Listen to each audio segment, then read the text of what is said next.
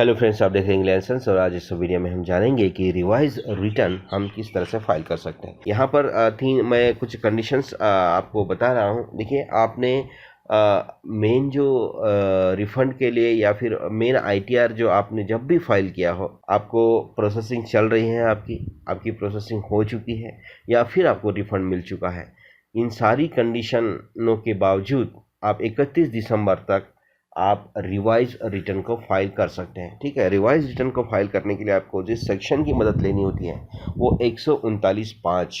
बाकी इस revise return में ज़्यादा कुछ वो नहीं है। देखिए, मैंने रिवाइज रिटर्न पर क्लिक कर दिया था और उसके बाद यहाँ पर सिलेक्ट करेंगे और इस साल सिलेक्ट कर लेते हैं।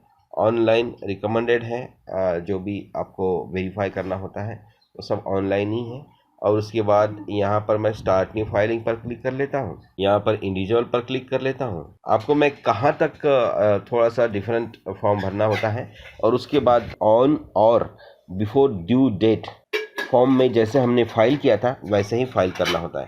उसके बाद में प्रोसेस पर यहाँ पर आपको फॉर्म सिलेक्ट करना होगा। यहाँ पर मैं ITR 1 सिलेक्ट कर लेता हूँ और उसके बाद प्रोसीड विद ITR 1। ये सारा चीज़ करने के बाद यहाँ पर लेट्स गेट स्टार्टेड आएगा और जैसे कि आपने जो मेन ITR फाइल किया था सेक्शन 139(1) के तहत, यानी कि ऑन और बिफोर ड्यू डेट में, तो अभी तक हम उसी प्रोसेस को फॉलो कर रहे हैं। थोड़ा सा चेंजेस होगा, वो कहाँ पर होगा मैं बता देता हूँ। उसके बाद एक ही चेंजेस होगा, बाकी आप सब कुछ वैसे ही भर सकते हैं जैसे आपने पहले फाइल किया है। यहाँ पर पर्सनल इन्फॉर्मेशन पर क्लिक करेंगे।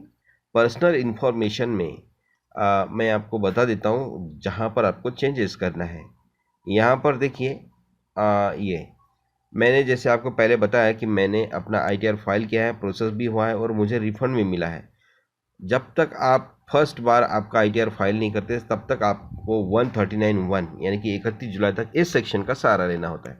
जब आपका ये सेक्शन ख़त्म हो जाता है, आपकी डेट ख़त्म हो जाती है, आपका प्रोसेसिंग ख़त्म होता है ना, रिफंड भी मिल चुका है, हर चीज़ मिल चुकी है, चाहे मिला या ना मिला हो। ठीक है, जब आपने एक बार 139(1) के तहत आपका ITR फाइल किया है, उसके बाद जब भी आपको दोबारा से फाइल करना होगा गलती सुधारने के लिए, तो यहाँ पर देखिए बाय डिफ़ॉल्ट सिलेक्टेड है 139(5), यानी कि इसको बोलते हैं रिवाइज रिटर्न। ठीक है, 31 दिसंबर तक आप कैसे भी करके किसी भी कंडीशन में आप फाइल कर सकते हैं। अगर आपको लगता है कि आपने जो मेन ITR है वो गलत भरा है, कुछ चीज़ें आपको डालने की ज़रूरत थी, डिडक्शन ज़्यादा डालने की ज़रूरत थी या कम करने की ज़रूरत थी। ज़्यादातर लोग रिवाइज रिटर्न फाइल करते हैं कि उनकी गलती के लिए, यानी कि अकाउंट नंबर गलत हो गया हो या एड्रेस गलत हो गया हो, है ना, अकाउंट की डिटेल गलत हो गई है ना। तो ऐसी कंडीशन में देखिए, यहाँ पर सिर्फ एक सेक्शन सिलेक्टेड होना चाहिए। इस तरह से मैंने अभी ये डी सिलेक्ट किया है आपके लिए दिखाने के लिए। अभी मैं इसे कर लेता हूँ 139(5). ठीक है, उसके बाद यहाँ पर आप करेंगे क्या, बाकी आप अपनी डिटेल चेक करेंगे। अगर सब कुछ सही है तो यहाँ पर कंफर्म करेंगे। बस यही एक चेंजेस था जो कि आपको करना था।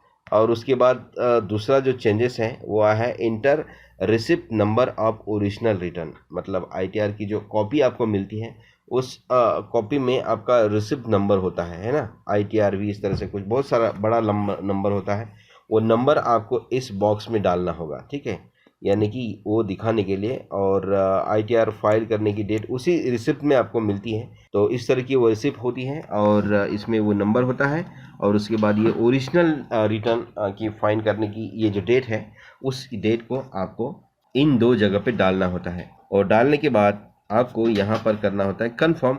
और जैसे आप कंफर्म करेंगे उसके बाद आपको कोई भी चेंजेस नहीं करना है। जैसे कि आपने मेन रिटर्न जो फाइल किया था, सारी की सारी प्रोसेस वैसे के वैसे ही करनी होती है। एक बार फिर से मैं आपको बता देता हूँ, पर्सनल इन्फॉर्मेशन में आपको सेक्शन 139(5) इस सेक्शन के तहत आपको फाइल करना होता है। और आपके ITR जो आपने मेन ITR फाइल किया था उसकी जो एक्नॉलेजमेंट है उसके ऊपर आपको उसका नंबर होता है और मेन रिटर्न फाइल करने की जो डेट होती है वो डेट डालनी होती है। उसके बाद जैसा आपने पहले फाइल किया था वैसी ही इन्फॉर्मेशन इसमें डालनी है। जो गलत है उसको सिर्फ सही करना है। उसी तरह से टैक्स डिडक्शन में भी आपने कहाँ पर गलती की है उसे सही करना है, और टैक्स पेड में भी वैसे ही करना है, और उसके बाद लायबिलिटीज़ में वैसे ही करना है। अगर आपने टैक्स गलत भरा है, आपको रिफंड मिला है ज़्यादा जबकि नहीं मिलना चाहिए था, कम मिलना चाहिए था, ऐसे कंडीशन में आपके यहाँ पर लायबिलिटीज़ बनती हैं। जितनी भी लायबिलिटीज़ आपकी बनेगी उतना आपको इंटरेस्ट के साथ में गवर्नमेंट को यानी कि इनकम टैक्स डिपार्टमेंट को टैक्स वापस देना होता है। और अगर आपका रिफ़ंड कम मिला है और ज़्यादा मिलना चाहिए था, ऐसी कंडीशन में भी आपको यहाँ पर रिफ़ंड दोबारा से मिल जाएगा रिवाइज़ करने के बाद में। तो ये था आपको रिवाइज़ किस तरह से आप फाइल कर सकते हैं। मिलते हैं नेक्स्ट वीडियो में किसी और इन्फॉर्मेशन के साथ। तब तक के लिए गुड बाय, नमस्कार, टेक केयर।